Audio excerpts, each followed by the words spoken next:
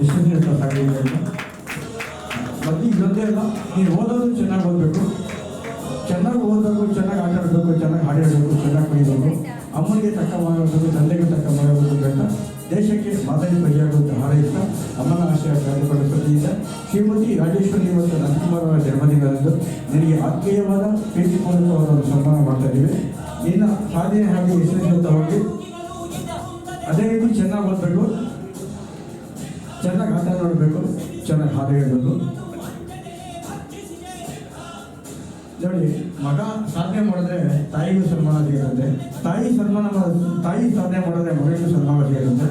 ತಾಯಿಗೆ ತಕ್ಕ ಮಗನಾಗಿ ಚೆನ್ನಾಗಿ ಚಿರತೆ ಬರೋದ್ರಿಂದ ನೀನು ಮತ್ತೊಮ್ಮೆ ನಿನ್ನಲ್ಲಿ ಒಬ್ಬ ಪುನೀತ್ ರಾಜ್ಕುಮಾರ್ ಇದ್ದಾರೆ, ಪುನೀತ್ ರಾಜ್ಕುಮಾರ್ ನಾಯಕ ಹಾರೈಸ್ತಾ ಮತ್ತೊಮ್ಮೆ ಧನ್ಯವಾದಗಳು.